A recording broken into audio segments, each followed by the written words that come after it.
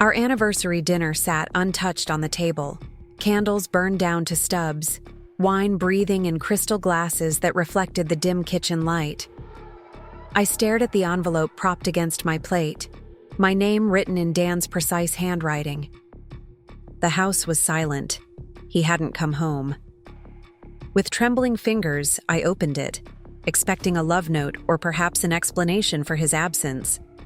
Instead, I found divorce papers and a post-it note. I think we both know this isn't working anymore. I've moved in with Heather. Call my lawyer. 7 years of marriage reduced to a yellow sticky note. I didn't cry. I didn't scream. I didn't call him.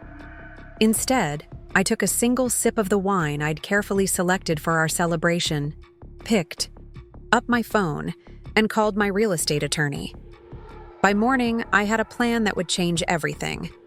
3 days later, I walked confidently into Summit Financial, nodded politely to the receptionist who knew me as Dan's wife, and left a thick manila envelope on his immaculate desk. Inside were the ownership transfer papers for our house, the one his name wasn't on, the one my grandmother had left me, the one he'd been living in rent-free for 5 years. The look on his face when he realized what he'd actually abandoned? Absolutely priceless. Before we jump back in, tell us where you're tuning in from, and if this story touches you, make sure you're subscribed, because tomorrow, I've saved something extra special for you. I wasn't always this composed, this ready to stand up for myself. For most of my life, I was Vanessa Parker, the girl who planned everything meticulously and avoided conflict at all costs. Growing up in a small town outside Portland with parents who fought constantly until their bitter divorce, I'd developed an almost pathological need for peace and stability. My childhood home had been a battleground, and I'd promised myself my adult home would be different. I met Daniel Mitchell during my final year of college when I was interning at a local marketing firm, and he was just starting his finance career. He walked into a client meeting, confidence radiating from him like heat, and I was immediately drawn to his self-assured manner. Dan knew exactly what he wanted and exactly how to get it. He was the human embodiment of certainty, something I'd craved my entire life. Our courtship was swift and deliberate, like everything Dan did. He pursued me with an intensity that made me feel valued, chosen. We moved in together after 6 months, got engaged after a year, and married in a tastefully expensive ceremony at a winery in the Willamette Valley. My grandmother, my only remaining family member who still spoke to me, after I'd chosen sides in my parents' divorce, gave us her blessing and offered us a place to stay while we saved for our own home. Just temporary, Dan had assured her with his winning smile. We'll be out of your hair before you know it. But 6 months at my grandmother's house turned into a year. Her health began declining, and I took on more of her care. Dan was supportive, in theory but absent in practice, always working late, building his client portfolio, networking with Portland's financial elite. When my grandmother passed away 2 years into our marriage, leaving me her craftsman home in Laurelhurst, Dan was genuinely sorry for my loss but unmistakably pleased with our good fortune. "Do you know what properties go for in this neighborhood?" he'd whispered during the reception after her funeral. "This changes everything for us, Van." It did change everything, though not in the way either of us expected at the time. My grandmother's attorney had been specific about her wishes. The house was left solely in my name, a detail Dan didn't discover until much later. For 5 years we lived in that house. I lovingly restored the original woodwork, planted a garden my grandmother would have been proud of, and created the peaceful home I'd always dreamed of. Meanwhile, Dan's career at Summit Financial skyrocketed. He became the youngest portfolio manager in the firm's history, then moved into wealth management for their highest value clients. We were, to all outward appearances, living the perfect life. Except we weren't. The more successful Dan became, the less he seemed to need me. Our conversations grew shorter, centered around logistics rather than connection. Date nights became Client dinners where I played the role of supportive spouse. Physical intimacy dwindled until it felt like an occasional courtesy rather than a genuine desire for connection. I told myself this was normal, that all marriages went through phases, that once he reached his career goals, things would improve.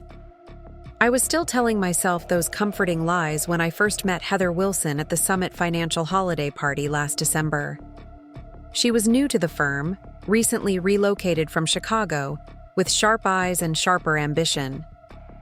I noticed how she laughed at Dan's jokes, how her hand lingered on his arm when they spoke, how he seemed more animated in her presence than he'd been with me in months. But I dismissed the uneasiness settling in my stomach as insecurity. Dan wouldn't do that to me. We had history, we had a home, we had a plan. As winter melted into spring, Dan started coming home even later. His explanations grew more elaborate, less convincing. Client emergencies, market volatility requiring immediate attention, strategy sessions that couldn't possibly wait until morning. I began sleeping alone most nights, waking to find his side of the bed either empty or barely disturbed, as if he'd only lain there for a few hours. Rachel, my oldest friend who had never quite warmed to Dan, started asking questions. I wasn't ready to answer. When was the last time you two actually had a conversation that wasn't about his work? She asked over coffee one Sunday morning, while Dan was, predictably, at the office. He's under a lot of pressure, I defended automatically. Thomas has been grooming him for the director position. Rachel gave me a look that contained equal parts pity and frustration. Van, when did you get so small? You used to have dreams of your own, remember? That marketing campaign you designed won awards. Now all you talk about is Dan's career, Dan's stress, Dan's ambitions. Her words stung because they contained a truth I'd been avoiding. Somewhere along the way, I'd started defining my success through Dan's achievements. My own career at Cascade Creative had plateaued, not because I lacked talent, but because I'd stopped pursuing advancement. I'd turned down a creative director position because it would have meant more hours, more responsibility, less availability to maintain the perfect home Dan returned to when he bothered to return at all. It's complicated, I told Rachel, my standard response whenever anyone questioned the increasingly obvious cracks in my marriage. No, Rachel countered. It's actually very simple. You've made yourself invisible in your own life. I changed the subject, but her words haunted me. That evening, I decided to surprise Dan at his office. I picked up dinner from his favorite restaurant, wore the blue dress he once said brought out my eyes, and practiced casual conversation topics that had nothing to do with household management or his work schedule. The security guard at Summit, Financial, recognized me and waved me through with a friendly smile. Mr. Mitchell's still here, Mrs. Mitchell. Working late as usual. I thanked him and took the elevator to the 14th floor. The office was quiet, most employees gone for the weekend. Light spilled from under Dan's office door at the end of the hall. As I approached, I heard his laughter, a sound that had become increasingly rare in our home. Then a woman's voice, low and intimate. I stood frozen, the takeout bag suddenly heavy in my hand. I should have knocked, should have announced my presence, should have given them the opportunity to compose themselves. Instead, I quietly tried the handle. It turned easily in my palm. Dan's office came into view, and with it, the scene that would burn itself into my memory.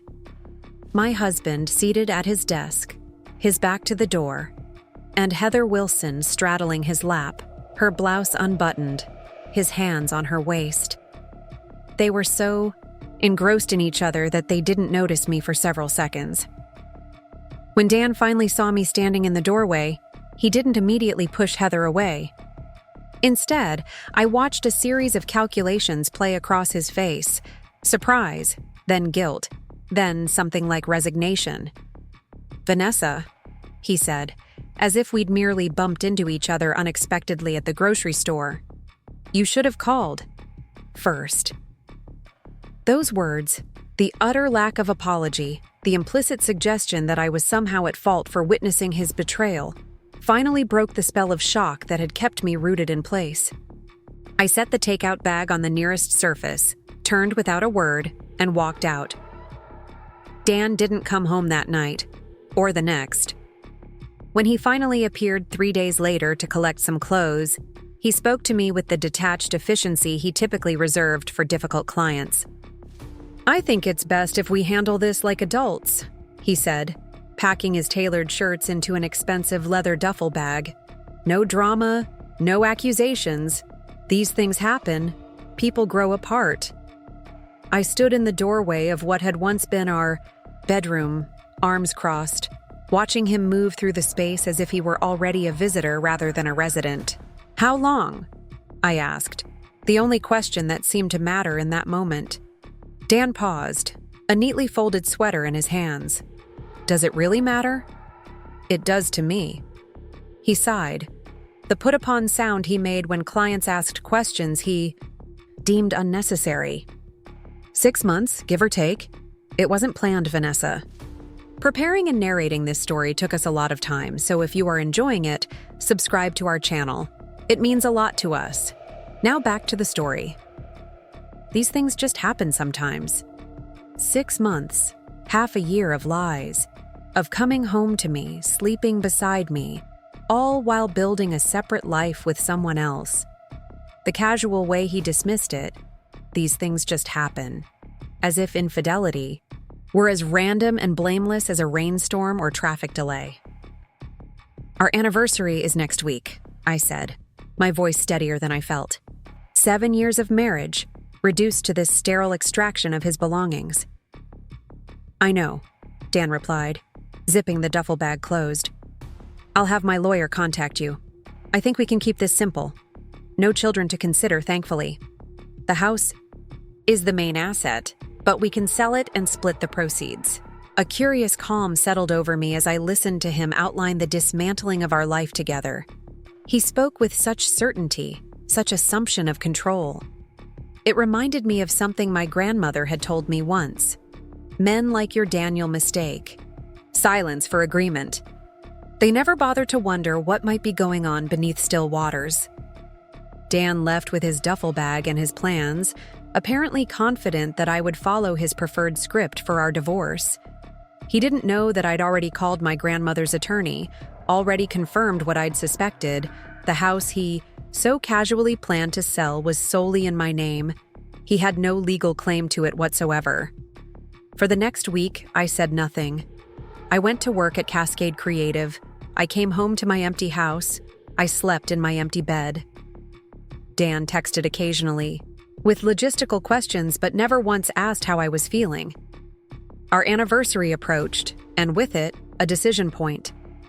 I could continue playing the role I'd perfected, Dan's accommodating, uncomplicated wife, or I could finally reclaim the woman who had been slowly disappearing year by year. James, my coworker at Cascade, noticed my distraction during a campaign planning meeting. Afterward, he stopped by my desk with a coffee and an unexpected question. "Have you thought about that creative director position? Thomas asked about you specifically." I blinked, surprised. "The Seattle office?" "That was months ago." James shrugged. "The position's still open, and you're still the most qualified person for it." "My life is here," I said automatically. "My house, I stopped, the word husband sticking in my throat. James gave me a searching look but didn't press. Instead, he said, "Just so you know, your life can be wherever you decide to put it. Seattle's only 3 hours away." That evening, I looked up the position, still unfilled after months. A new office, a creative team to build from the ground up, a significant salary increase, and most importantly, a chance to rediscover the professional ambition I'd carefully packed away in service to Dan's career. I updated my portfolio until late into the night, feeling a spark of excitement I hadn't experienced in years.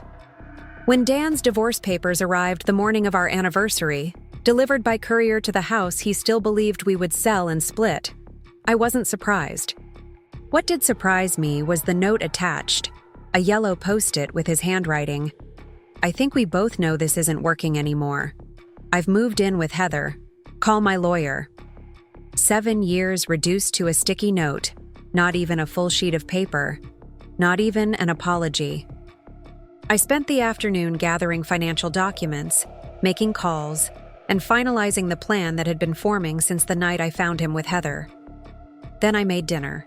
The salmon we'd planned for our anniversary. The wine I'd carefully selected weeks ago. I set the table for one, lit the candles, and raised a glass to my grandmother's portrait on the wall. "You were right about still waters," I told her, "and about putting the house only in my name." Early the next morning, I did something I'd never done before. I walked into Summit Financial uninvited. The receptionist recognized me immediately. "Mrs. Mitchell, Dan's in a meeting, but he should be done in about 15 minutes if you'd like to wait." "That won't be necessary," I replied with a smile. "I just need to drop something on his desk. It's our anniversary gift. I forgot to give it to him last night." She hesitated only briefly before her ingrained hospitality training kicked in. "Of course, you know the way." I did know the way. Down the hall, past the conference rooms, to the corner office Dan had been so proud to earn. The office where I'd discovered him with Heather. I placed the thick manila envelope squarely in the center of his immaculate desk. My name, Vanessa Parker Mitchell, and his name clearly visible on the delivery label. Inside was not a gift, but a reckoning. Ownership transfer papers for the house, showing clearly that it had always been solely in my name. A copy of my grandmother's will, specifying that the property was my separate asset, not marital property. And a letter from my attorney explaining that while I would be moving to Seattle for a new position, I would not be selling the house. Instead, I would be leasing it to a lovely family at slightly below market rate because I believed in community over profit, a value Dan had never shared. At the bottom of the stack was a note on proper stationery, not a post-it. "I think we both know you miscalculated. The house was never yours to sell. I'll be accepting the creative director position in Seattle. Your belongings will be packed and stored in the garage. You have 30 days to retrieve them before they're donated. Don't call my lawyer. I've already called yours." I left Summit Financial with a lighter heart than I'd had in years. As I reached my car, my phone rang with a familiar number, the head of Cascade's Seattle office. "Vanessa, I just received your application for the creative director position. I have to say, we've been hoping you'd reconsider. When can you start?" I looked back at the gleaming office tower where Dan was likely still in his meeting, unaware that his carefully constructed exit strategy had just collapsed. "How about 2 weeks from Monday? I have some personal matters to wrap up in Portland, and then I'm all yours." For the first time in longer than I could remember, I felt like myself again, Vanessa Parker, not just Dan Mitchell's accommodating wife. The woman who had once won awards for her marketing campaigns. The woman who had dreams and ambitions of her own. The woman who was finally ready to stop being silent and still. As winter melted into spring, Dan started coming home even later. His explanations grew more elaborate, less convincing. Client emergencies. Market volatility requiring immediate attention. Strategy sessions that couldn't possibly wait until morning. I began sleeping alone most nights, waking to find his side of the bed either empty or barely disturbed, as if he'd only lain there for a few hours. Rachel, my oldest friend who had never quite warmed to Dan, started asking questions I wasn't ready to answer. "When was the last time you two actually had a conversation that wasn't about his work?" she asked over coffee one Sunday morning while Dan was predictably at the office. "He's under a lot of pressure," I defended automatically. "Thomas has been grooming him for the director position." Rachel gave me a look that contained equal parts pity and frustration. "Van, when did you get so small? You used to have dreams of your own, remember? That marketing campaign you designed won awards. Now all you talk about is Dan's career, Dan's stress, Dan's ambitions." Her words stung because they contained a truth I'd been avoiding. Somewhere along the way, I'd started defining my success through Dan's achievements. My own career at Cascade Creative had plateaued, not because I lacked talent, but because I'd stopped pursuing advancement. I'd turned down a creative director position because it would have meant more hours, more responsibility, less availability to maintain the perfect home Dan returned to, when he bothered to return at all. "It's complicated," I told Rachel, my standard response whenever anyone questioned the increasingly obvious cracks in my marriage. "No," Rachel countered. "It's actually very simple. You've made yourself invisible in your own life."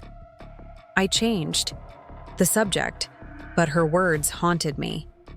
That evening, I decided to surprise Dan at his office. I picked up dinner from his favorite restaurant, wore the blue dress he once said brought out my eyes, and practiced casual conversation topics that had nothing to do with household management or his work schedule. The security guard at Summit Financial recognized me and waved me through with a friendly smile. "Mr. Mitchell's still here, Mrs. Mitchell, working late as usual." I thanked him and took the elevator to the 14th floor. The office was quiet, most employees gone for the weekend. Light spilled from under Dan's office door at the end of the hall. As I approached, I heard his laughter, a sound that had become increasingly rare in our home. Then a woman's voice, low and intimate. I stood frozen, the takeout bag suddenly heavy in my hand. I should have knocked, should have announced my presence, should have given them the opportunity to compose themselves. Instead, I quietly tried the handle. It turned easily in my palm. Dan's office came into view, and with it, the scene that would burn itself into my memory.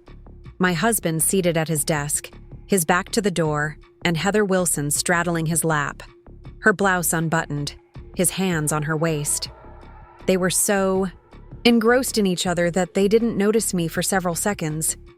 When Dan finally saw me standing in the doorway, he didn't immediately push Heather away. Instead, I watched a series of calculations play across his face, surprise, then guilt, then something like resignation.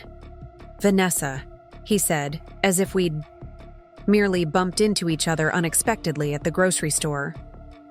"You should have called first."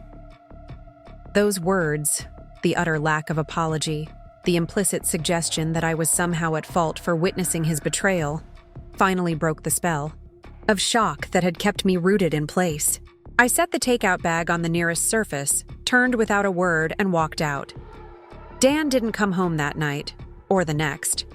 When he finally appeared 3 days later to collect some clothes, he spoke to me with the detached efficiency he typically reserved for difficult clients. "I think it's best if we handle this like adults," he said, packing his tailored shirts into an expensive leather duffel bag. "No drama, no accusations. These things happen. People grow apart."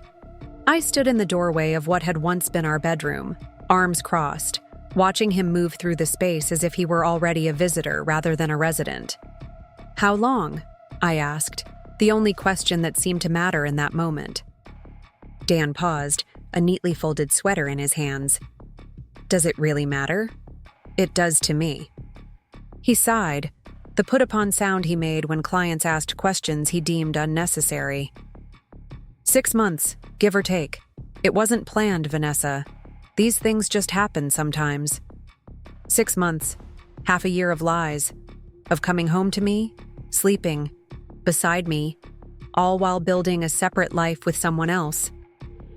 The casual way he dismissed it, "These things just happen," as if infidelity were as random and blameless as a rainstorm or traffic delay. "Our anniversary is next week," I said, my voice steadier than I felt. 7 years of marriage, reduced to this sterile extraction of his belongings. "I know," Dan replied, zipping the duffel bag closed. "I'll have my lawyer contact you. I think we can keep this simple. No children to consider, thankfully. The house is the main asset, but we can sell it and split the proceeds." A curious calm settled over me as I listened to him outline the dismantling of our life together. He spoke with such certainty, such assumption of control. It reminded me of something my grandmother had told me once. Men like your Daniel mistake silence for agreement. They never bother to wonder what might be going on beneath still waters. Dan left with his duffel bag and his plans, apparently confident that I would follow his preferred script for our divorce. He didn't know that I'd already called my grandmother's attorney, already confirmed what I'd suspected. The house he so casually planned to sell was solely in my name. He had no legal claim to it whatsoever. For the next week, I said nothing. I went to work at Cascade Creative. I came home to my empty house. I slept in my empty bed.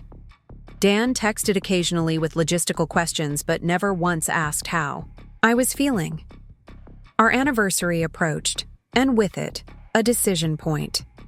I could continue playing the role I'd perfected, Dan's accommodating, uncomplicated wife, or I could finally reclaim the woman who had been slowly disappearing year by year. James, my co-worker at Cascade, noticed my distraction during a campaign planning meeting. Afterward, he stopped by my desk with a coffee and an unexpected question. "Have you thought about that creative director position? Thomas asked about you, specifically." I blinked, surprised. "The Seattle office? That was months ago." James shrugged. "The position's still open, and you're still the most qualified person for it." "My life is here," I said automatically. "My house, my—" I stopped, the word husband sticking in my throat. James gave me a searching look but didn't press. Instead, he said, "Just so you know, your life can be wherever you decide to put it. Seattle's only 3 hours away." That evening, I looked up the position, still unfilled after months.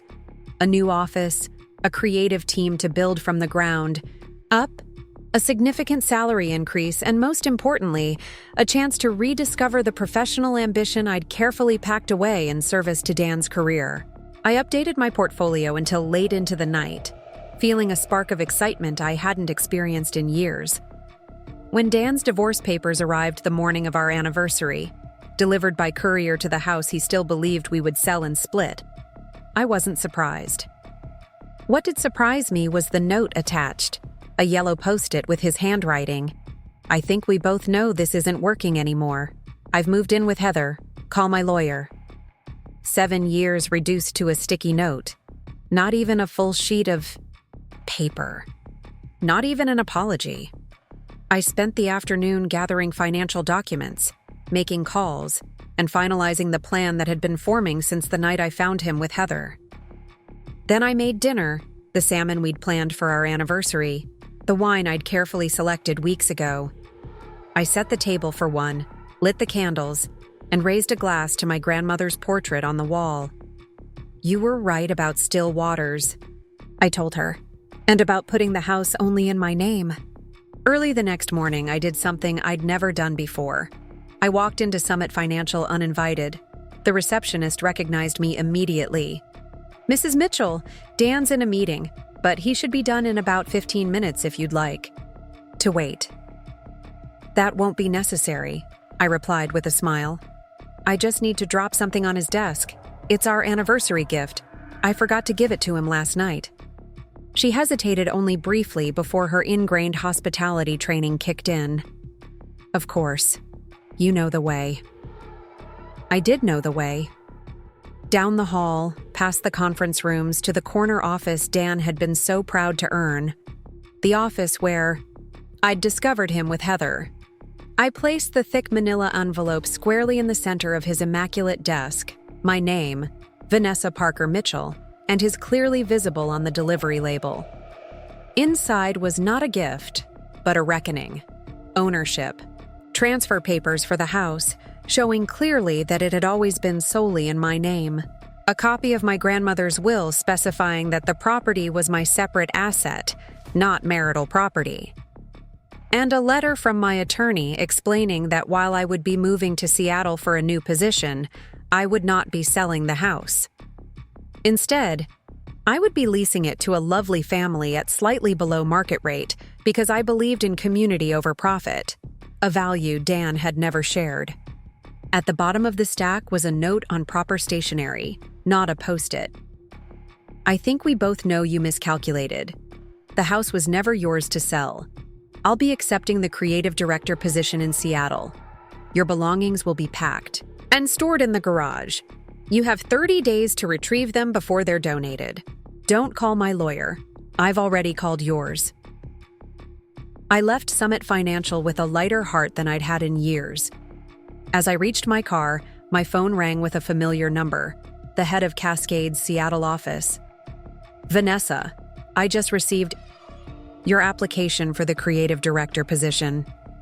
I have to say, we've been hoping you'd reconsider. When can you start? I looked back at the gleaming office tower where Dan was likely still in his meeting, unaware that his carefully constructed exit strategy had just collapsed. How about 2 weeks from Monday?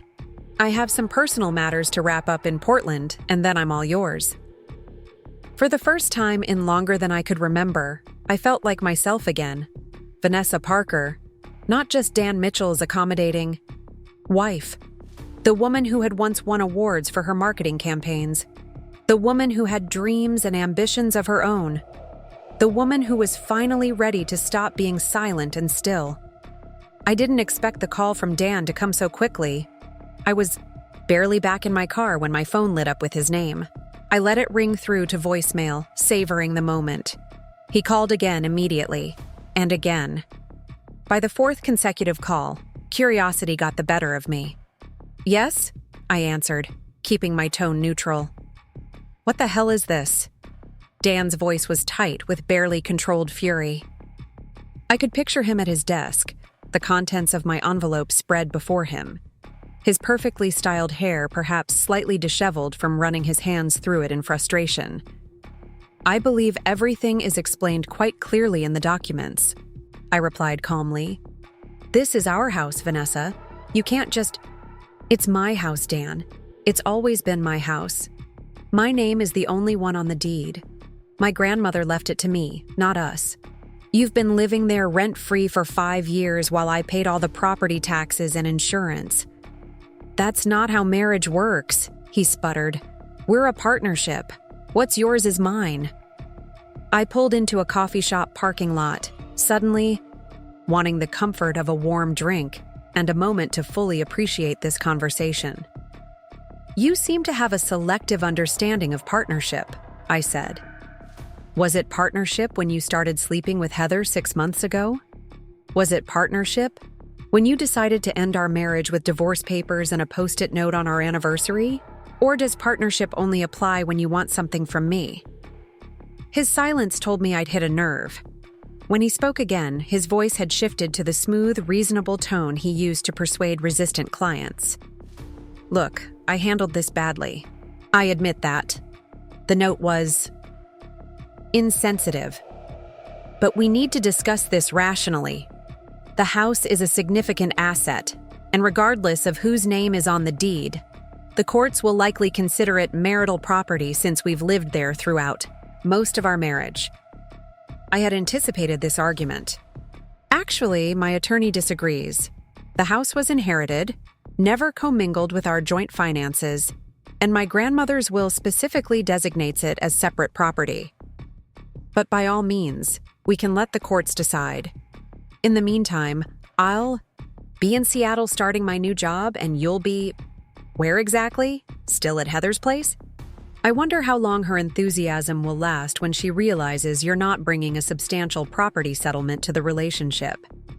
This isn't about Heather, Dan snapped, his reasonable facade cracking. Of course it isn't, I agreed. It's about you assuming I would continue to be the accommodating, uncomplicated woman who rearranged her entire life to support your ambitions. The woman who turned down career opportunities so she could maintain your perfect home. The woman who looked the other way when you started coming home later and later. That woman is gone, Dan. She's been gone for a while. You just didn't notice because you stopped seeing me years ago. Vanessa, I have to go. I'm sure your lawyer will contact mine soon. I wish you and Heather all the happiness you deserve. I ended the call before he could respond, feeling a surge of satisfaction that bordered on euphoria. For years, Dan had been the one setting the terms of our relationship, dictating the acceptable topics of conversation, deciding which of my concerns were valid and which were overreactions. For once, I had defined the parameters of our exchange, and it felt exhilarating. The next 2 weeks passed in a whirlwind of activity. I gave notice at Cascade's Portland office, finalized the lease agreement with a young family who would move into my grandmother's house, and methodically packed up my life. Rachel helped me sort through 7 years of accumulated possessions, a process that proved surprisingly cathartic. "Keep, donate, or trash?" she asked, holding up a cashmere sweater Dan had given me for Christmas 2 years ago. I considered it briefly. Donate. Someone else might as well enjoy it. That became our mantra as we worked our way through closets and drawers. The wedding china neither of us had particularly wanted but had registered for because it was expected. Donate. The expensive juicer Dan had insisted would change our lives but we'd used exactly twice. Donate. The framed photos of us looking happy at various social functions. Most went into the trash, though I kept one. Our first vacation together, at the Oregon coast, as a reminder of why I'd fallen in love with him in the first place. Dan made several more attempts to contact me, each progressively less hostile. His final voice message, left 3 days before my scheduled move to Seattle, revealed the magnitude of his miscalculation. "Vanessa, it's me again. Look, I've been thinking about all this, and I may have acted hastily. Heather and I, it's complicated. I'm not saying we should get back together, but maybe we could meet to discuss the house situation face to face. My lawyer says there might be room for negotiation. Call me back when you can." I didn't call him back. Instead, I forwarded the message to my attorney with a brief note. "In case it's relevant, I have no interest in meeting."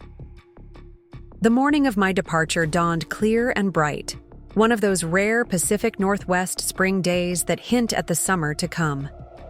Rachel arrived early to help load the last few boxes into my car and the small U-Haul trailer I'd rented for the drive to Seattle. "I still can't believe you're really doing this," she said, closing the trailer door with a satisfying thud. "Vanessa." "Parker taking charge of her life. I'm so proud of you I could burst." "It doesn't feel real yet," I admitted. Part of me is still waiting for the other shoe to drop. For Dan to show up and somehow convince me to stay, or for the Seattle position to fall through. "That's just the ghost of old Vanessa talking," Rachel said firmly. The one who spent years doubting herself because her husband made her feel like her wants and needs were secondary. New Vanessa knows better. We hugged tightly in the driveway of the home I'd lovingly maintained for years, the home I was now leaving behind, not abandoning but purposefully releasing as I moved toward something better. "Promise you'll visit," I said. "Seattle's not that far." "Try to keep me away," Rachel laughed. "I want the full tour of your fancy new creative director office, with the view, and the team of minions." "They're called graphic designers, not minions," I corrected with a smile. "And I haven't even started yet." Let's not get ahead of ourselves. As I drove north on I-5, watching Portland recede in my rearview mirror, I felt a complex mix of emotions. Sadness for the years I'd invested in a relationship that had ultimately diminished rather than enhanced me. Apprehension about the challenges ahead in a new city with new professional responsibilities. But predominantly, a sense of liberation so profound it made my chest ache. The 3-hour drive gave me time to reflect on the path that had led me here. How had I allowed myself to become so secondary in my own life? The answer wasn't as simple as blaming Dan, though his behavior had certainly contributed. The truth was more nuanced. My childhood in a conflict-filled home had primed me to value peace above authenticity. My early professional success had been followed by a subtle but persistent diminishment as I prioritized Dan's career over my own. And perhaps most significantly, I had confused accommodation with love, believing that supporting my husband meant erasing my own ambitions. By the time Seattle's skyline appeared on the horizon, I had reached a kind of clarity. The failure of my marriage wasn't a reflection of my worth. It was a necessary catalyst for growth. Painful, yes, but ultimately transformative. I wasn't driving away from a failed relationship so much as I was driving toward a more authentic version of myself. My temporary accommodations in Seattle were modest, but charming. A furnished apartment in a converted historic building near Pike Place Market. The property management company had left a welcome basket with local coffee, artisanal chocolate, and a guidebook to the city. I unpacked only the essentials, too tired from the drive and emotional upheaval to tackle the bulk of my belongings. That night, I sat by the window overlooking the twinkling city lights and the dark expanse of Elliott Bay beyond. I'd left my phone charging in the other room, deliberately disconnecting from the cascade of messages and notifications that had dominated the past 2 weeks. Tomorrow would bring my first day at Cascade's Seattle office, my introduction to the team I would be leading, the official beginning of this new chapter. But tonight was for acknowledgement of what I'd left behind, of what I'd survived, of what lay ahead. I thought about Dan, wondering if he was with Heather or if he was alone in her apartment, perhaps questioning the choices that had led him to lose both his wife and the house he'd taken for granted. I was surprised to realize I felt no satisfaction in imagining his discomfort, no vindictive pleasure in picturing his disappointment. Those emotions required an investment of energy I was no longer willing to make where he was concerned.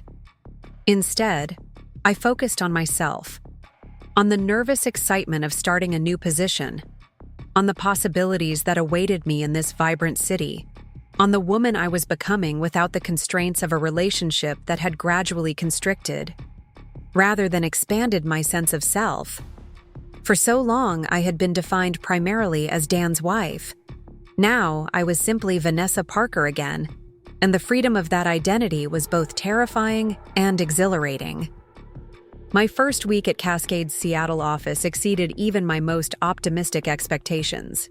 The team was talented and welcoming, the challenges stimulating rather than overwhelming, and my immediate supervisor, creative director for the entire Pacific Northwest region, made it clear that my position came with significant autonomy. "We brought you on because of your vision," he told me during our first one-on-one meeting. "Portland's loss is our gain. I don't want to micromanage you. I want to see what you can do when given the resources and support you deserve." Those words, "the resources and support you deserve," echoed in my mind throughout the week. How long had it been since anyone had centered my needs and capabilities that way? In my marriage, support had become increasingly one-directional, with my efforts focused on facilitating Dan's success while my own professional growth stagnated. I threw myself into my new role with an energy I hadn't felt in years, coming in early and staying late not because anyone expected it, but because the work itself energized me. For the first time in my adult life, I was making decisions based solely on my own judgment, without calculating how they might affect someone else's mood or plans. The simplicity of this was revelatory, choosing lunch spots based on my preferences alone, arranging my weekend schedule according to my own interests, making professional decisions without considering how they might impact a partner's ego. 3 weeks into my new position, I received a text from Rachel with a photo attachment.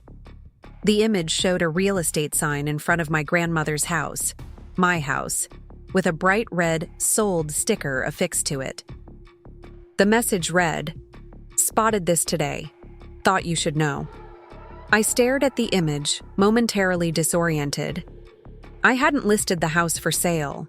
The family I'd leased it to had signed a 2-year agreement. Something wasn't right. I called my attorney immediately, the calm I'd cultivated over the past weeks giving way to a familiar anxiety. Had I missed something in the legal paperwork? Had Dan found a loophole I wasn't aware of? "Eleanor, it's Vanessa Mitchell, Parker," I corrected myself, still adjusting to reclaiming my maiden name. "There's a sold sign in front of my Portland house, but I haven't authorized any sale." The property is leased for 2 years. Eleanor's response was measured. Let me check into this. It's possible this is simply a misunderstanding or even a prank. Don't panic until we have more information. I tried to focus on work for the rest of the afternoon, but my concentration kept slipping. By 5 o'clock, when Eleanor called back, I'd accomplished little besides working myself into a state of nervous anticipation.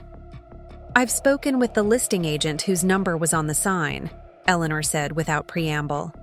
It seems your ex-husband approached them about selling the property. He presented himself as co-owner and provided documentation that appeared to support his claim. My stomach tightened. What kind of documentation? That's the concerning part. According to the agent, he had what looked like an executed deed adding his name to the property. When I explained the situation, she was appropriately horrified and has removed the sign. She'll also be contacting the interested buyers to explain that the property was never legitimately for sale. Could he have forged my signature? I asked, trying to make sense of this development.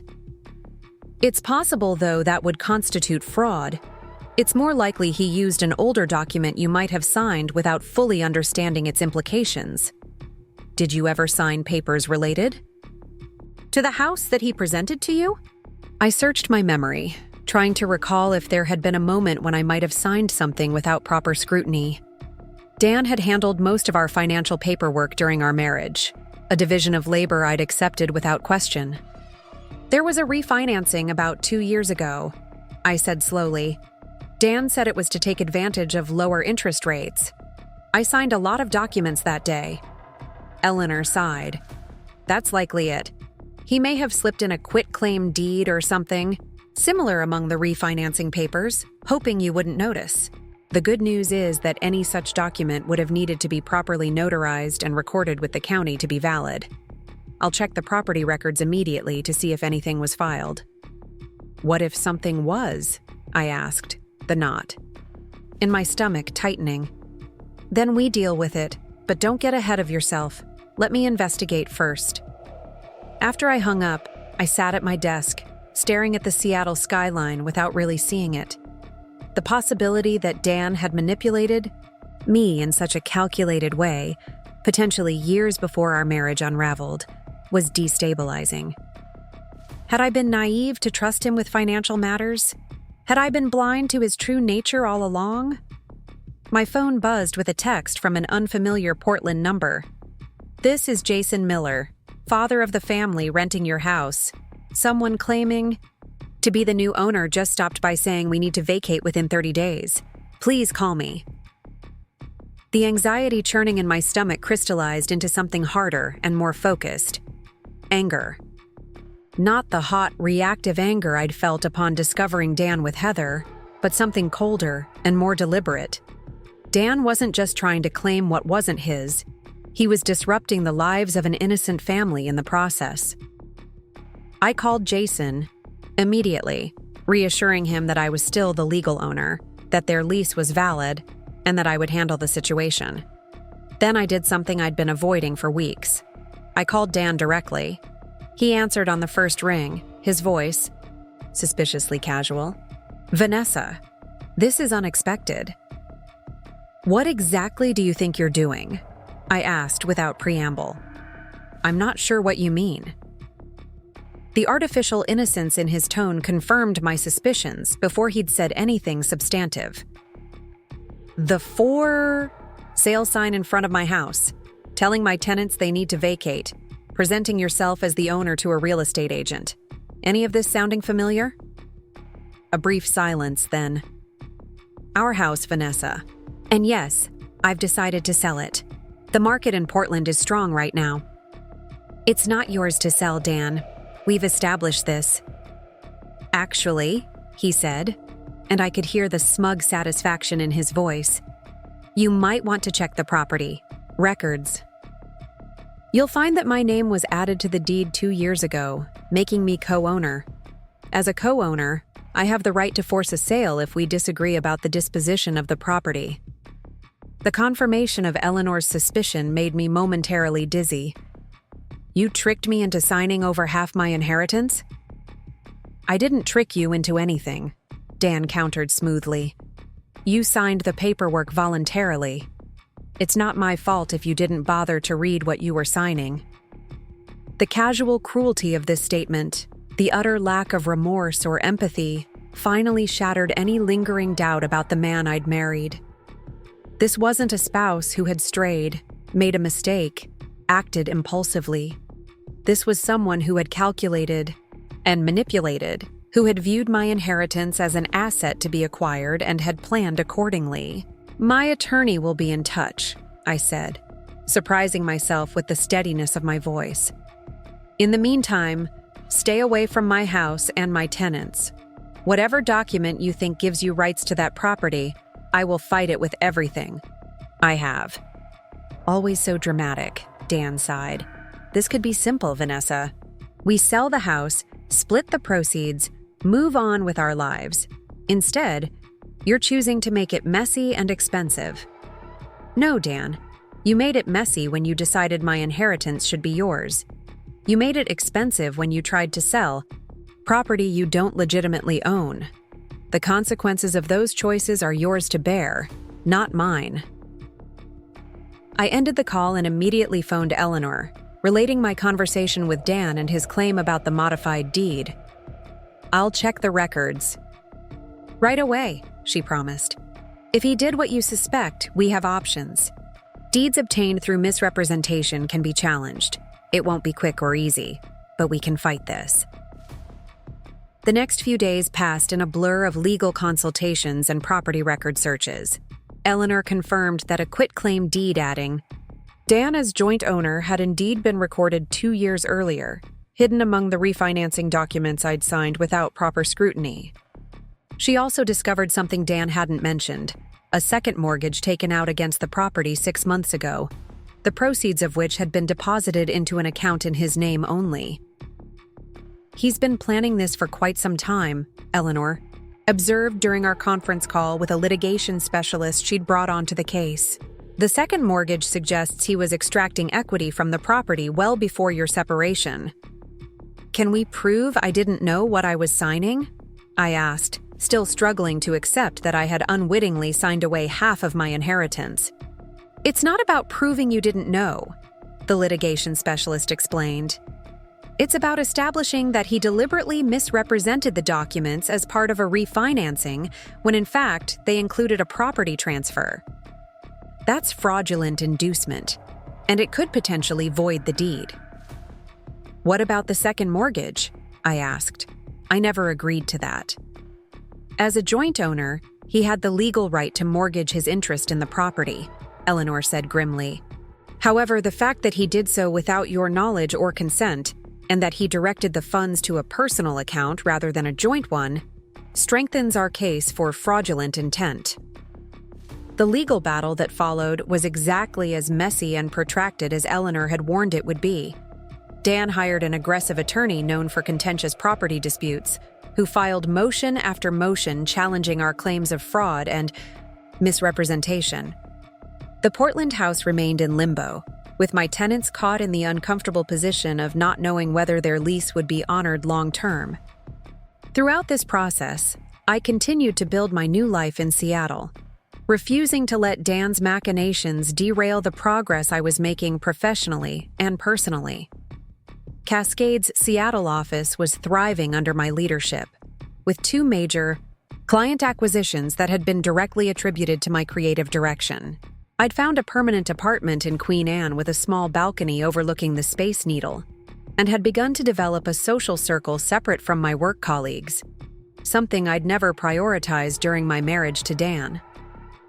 4 months into my new life, I received an unexpected visitor at the Cascade office. I was reviewing concept boards for a new campaign when my assistant knocked on my door.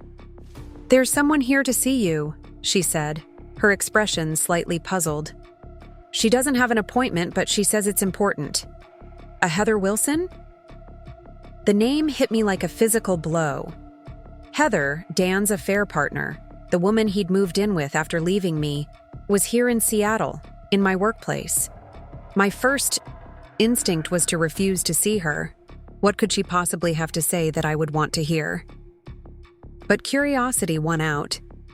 "Give me 5 minutes, then send her in," I told my assistant, using the brief reprieve to compose myself and clear the creative materials from my desk.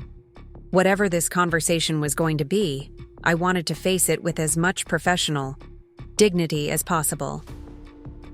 When Heather entered my office, I was struck by how different she appeared from my memory of her. At Summit Financial, she had always been impeccably groomed, radiating confidence and ambition.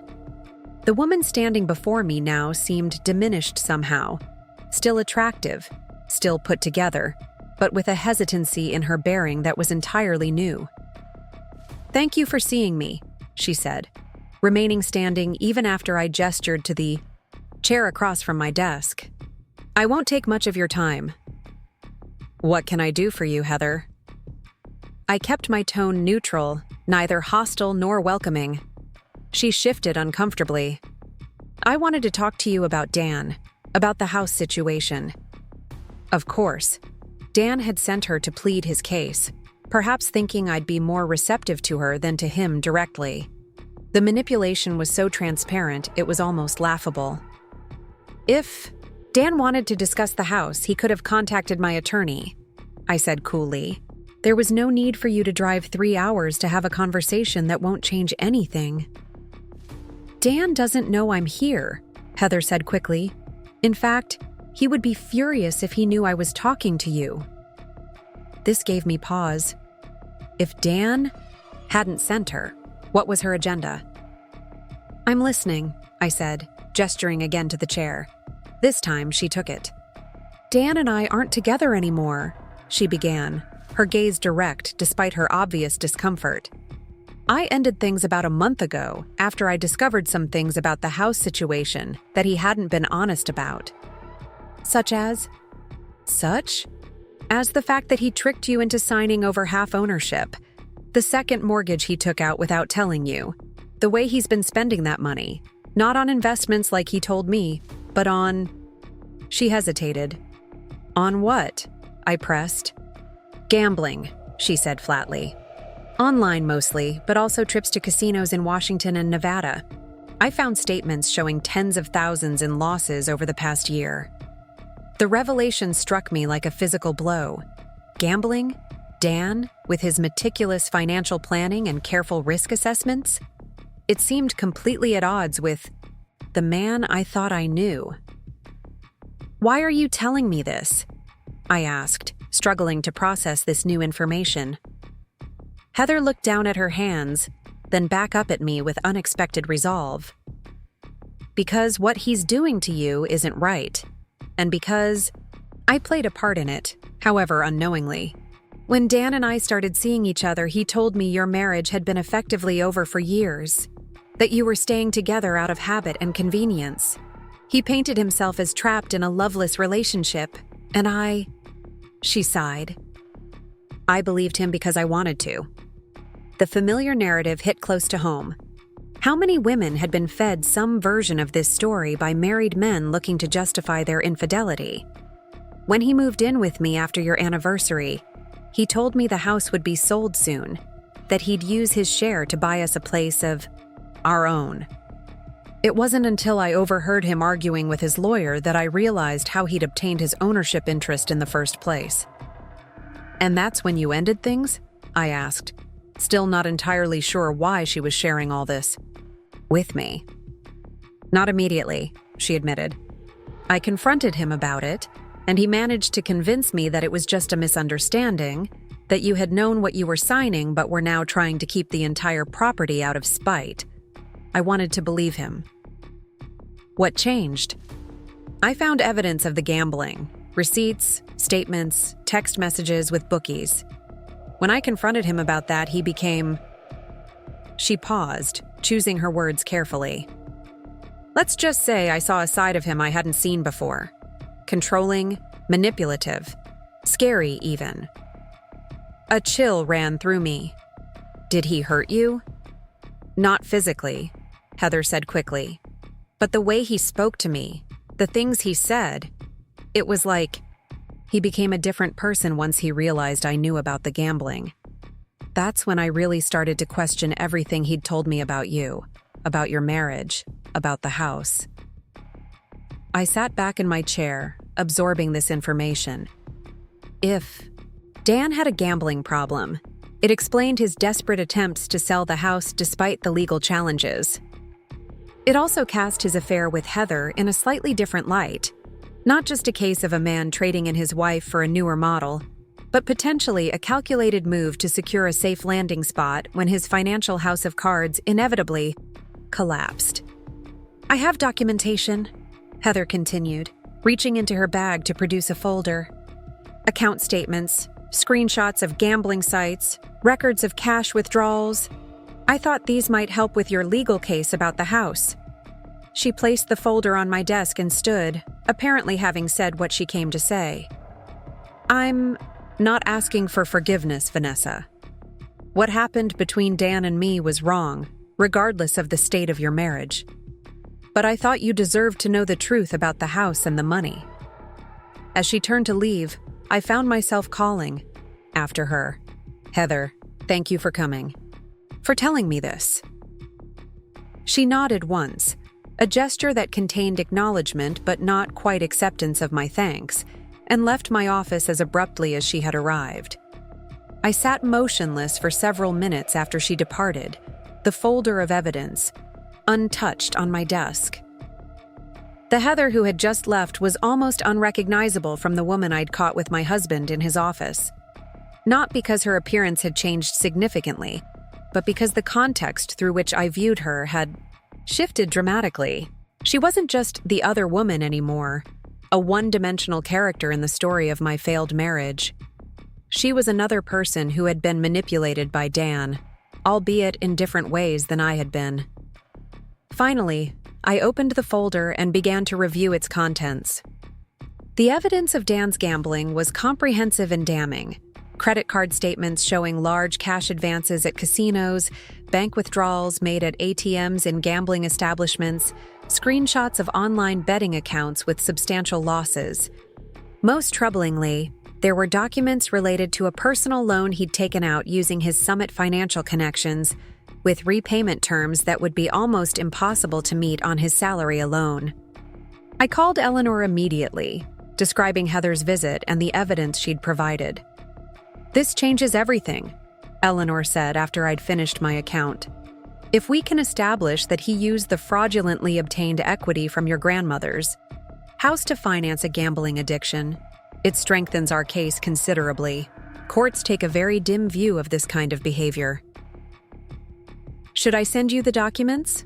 I asked, still processing the implications of what I'd learned. "Absolutely.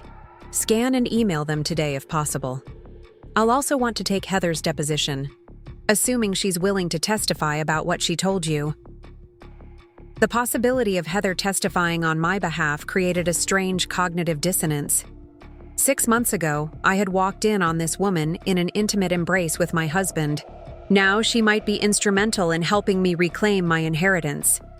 Life's ironies never cease to amaze me. With Eleanor's guidance, I forwarded Heather's evidence to the litigation team and provided her contact information for the potential deposition. The legal machinery continued to grind forward, now with new momentum fueled by the gambling revelations. 2 days later, I received a call from an unfamiliar Portland number. Thinking it might be my tenants with another update on the situation, I answered promptly. "Vanessa, this is Thomas Edwards from Summit Financial." I nearly dropped the phone, in surprise. Thomas, Dan's boss and mentor at the firm, had never contacted me directly before. "Thomas, this is unexpected. I apologize for calling out of the blue, but I felt it was important to speak with you directly. I understand from our legal department that there's an ongoing dispute regarding property ownership between you and Daniel. The formal way he referred to Daniel, rather than the more casual Dan everyone at the firm used, caught my attention immediately." "That's correct," I said cautiously, unsure where this conversation was headed. "What you may not know is that there's also an internal investigation taking place at Summit, regarding some financial irregularities involving Daniel's client accounts. My stomach dropped. What kind of irregularities? Thomas sighed, the sound of a man carrying a heavy professional burden. I can't go into specific details due to client confidentiality and the ongoing nature of the investigation. However, I wanted to make you aware that if you've experienced any unusual financial activity in your joint accounts or assets, it would be advisable to have those thoroughly reviewed by your legal and financial advisors.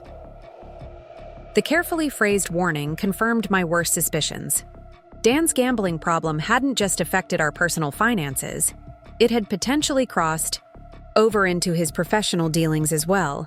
I appreciate the heads up, I said, matching Thomas's careful tone. My attorneys are already conducting a comprehensive review of our financial situation. Good, that's good. Thomas paused, then added in a slightly less formal voice. For what it's worth, Vanessa, I was shocked when I heard about your separation. Daniel always spoke so highly of you and your support throughout his career. The irony wasn't lost on me. Dan had leveraged the supportive wife narrative not just in our social circle, but in his professional life as well, all while systematically undermining our financial security through gambling and deception. Things aren't always as they appear, Thomas. No, he agreed quietly. They certainly aren't. Take care of yourself, Vanessa. After we disconnected, I sat at my desk, staring out at the Seattle skyline without really seeing it. The scope of Dan's deception was still expanding, rippling outward to touch areas of our life I hadn't even considered.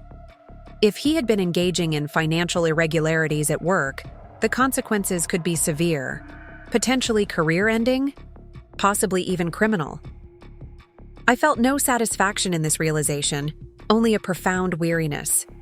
The man I had married, the man I had supported and believed in, had been systematically dismantling our life together long before I discovered his affair with Heather. The betrayal went deeper than infidelity. It cut to the core of trust itself.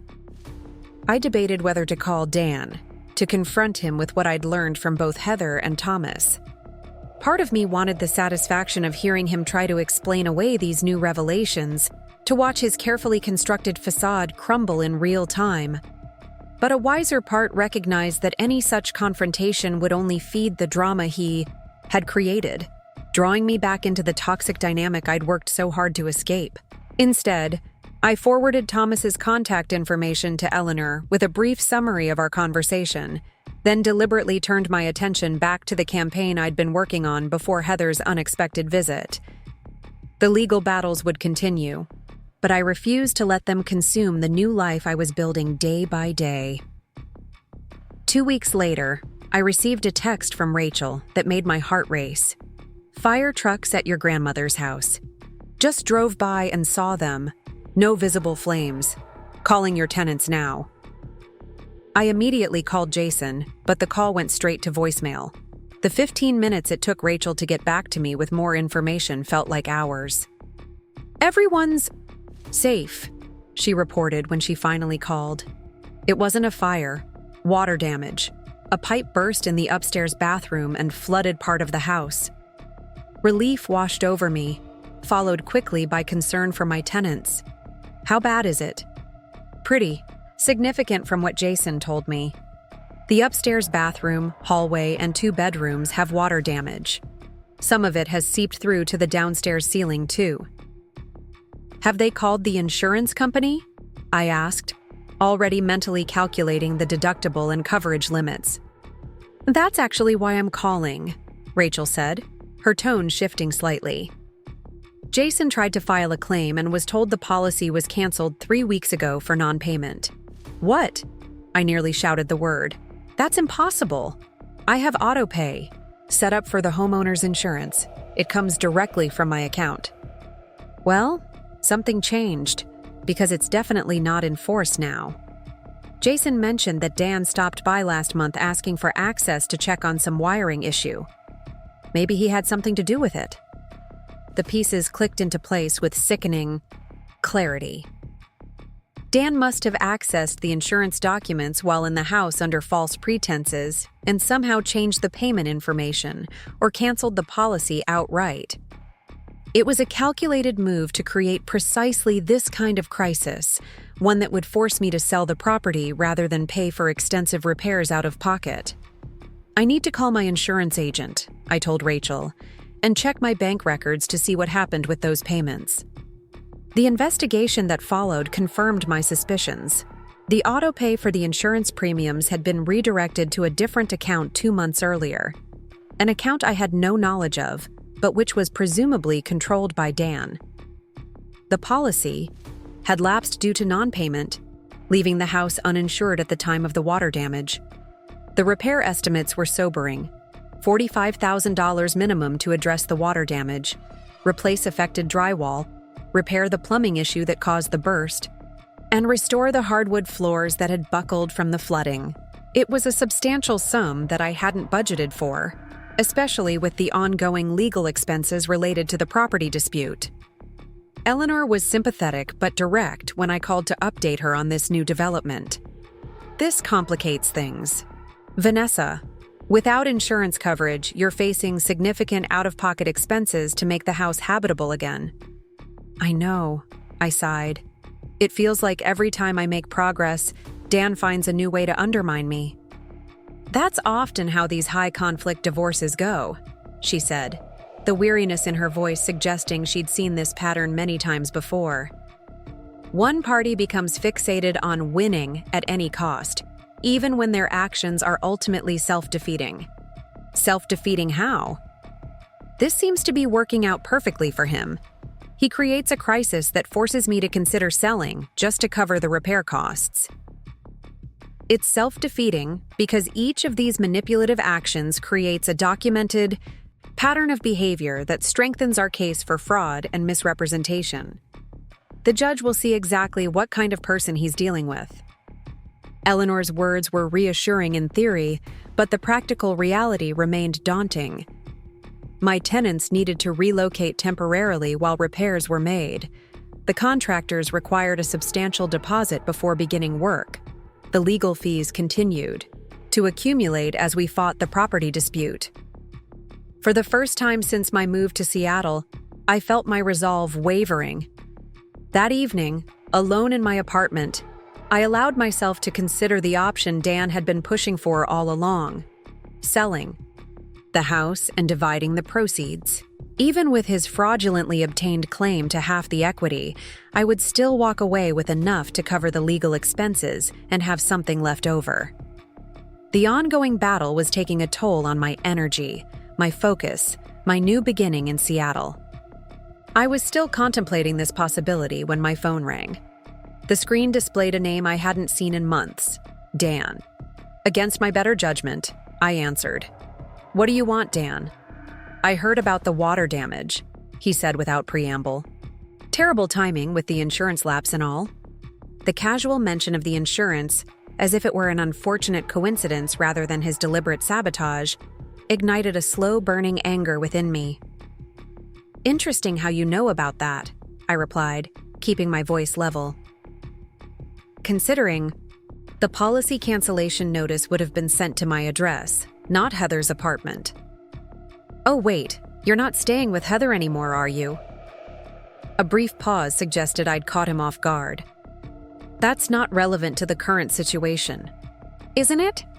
Because from where I'm sitting, it looks like you've been systematically trying to force me to sell my grandmother's house, first by fraudulently adding your name to the deed, then by taking out a second mortgage without my knowledge, then by attempting to sell the property without my consent, and now by sabotaging the insurance coverage just before a major water incident. That's quite a pattern, Dan." "You're being paranoid," he scoffed, but the slight tremor in his voice betrayed his discomfort. "Sometimes pipes burst, sometimes insurance policies lapse. It's hardly a conspiracy. And sometimes Summit Financial investigates its portfolio. Managers for financial irregularities. Is that just coincidence too?" This time the silence was longer, heavier. When Dan spoke again, his tone had shifted from defensive to conciliatory. Look, Vanessa, we both want this situation resolved. The house needs expensive repairs that neither of us anticipated. Why not use this as an opportunity to finally settle things? We sell the property as is, split the proceeds according to the current deed, and move on with our lives. No more lawyers, no more investigations, no more dragging this out month after month. The offer was tempting in its simplicity. End the battle, accept the partial loss, focus fully on my new life without this constant drain on my resources and energy. For a moment, I considered it. Then I thought of my grandmother, who had specifically left the house to me alone, who had wanted it to remain in the family, who had trusted me to honor her wishes. I thought of the meticulous way I'd restored the original features, planted the garden she'd loved, preserved the character of the home while updating it for modern living. I thought of how Dan had viewed this inheritance not as a precious family legacy, but as an asset to be leveraged, exploited, and ultimately liquidated. No, I said firmly. I'm not selling. I'm not settling. And I'm certainly not letting you profit from a series of manipulative and potentially criminal actions. Don't be stubborn, Vanessa. This is the most practical solution for everyone involved. Practical for whom? For you and your gambling debts? For the financial irregularities at Summit that Thomas Edwards called to warn me about? This isn't about practicality, Dan. It's about right and wrong. It's about consequences for actions. Another pause, then. You'll regret this approach. The repairs alone will cost more than you can afford on your new salary. And that's assuming the litigation doesn't drag on for years, draining whatever savings you have left. Maybe, I acknowledged, but I'd rather face those challenges knowing I stood my ground than take the easy way out and let you manipulate me one last time. I ended the call before he could respond, my heart pounding. But my resolve strengthened. Dan had calculated that the water damage would be the final straw, the crisis that would finally break my determination to keep my grandmother's house. Instead, it had crystallized exactly what I was fighting for. Not just a property, but the principle that I would no longer allow him to exploit and manipulate me. The next morning, I called Eleanor with a new determination in my voice. I need to explore all options for covering the repair costs without selling the house. Home equity loan on my current share, personal loan, whatever it takes. I admire your commitment, Eleanor said, but you should know that these battles can become all-consuming. Are you sure the house is worth this level of financial and emotional investment? It's not just about the house anymore, I explained. It's about not letting Dan's manipulations dictate my choices. If I sell now, under pressure from a crisis he likely engineered, I'm playing right into his hands. I understand, she said after a moment. Let me talk to some contacts at Portland banks about loan options based on your equity stake. In the meantime, we should file a police report about the suspected insurance tampering. If we can prove he deliberately canceled or altered the policy, it could constitute insurance fraud. The weeks that followed were among the most challenging I'd faced since moving to Seattle. I worked my regular hours at Cascade, then spent evenings researching financing options, coordinating with contractors remotely, and gathering documentation for the insurance fraud investigation. My carefully constructed new life felt increasingly fragile under the weight of these ongoing challenges. James noticed my fatigue during a particularly long strategy session for a new client pitch. As the meeting wrapped up and others filed out of the conference room, he lingered behind. Everything okay, Vanessa? You seem stretched thin lately. I considered offering my standard reassurance that everything was fine, but the genuine concern in his expression invited honesty. I'm dealing with some complicated issues related to my house in Portland. Legal battles, insurance problems, repair costs. It's a lot to manage from a distance. James nodded thoughtfully. Is there anything I can do to help?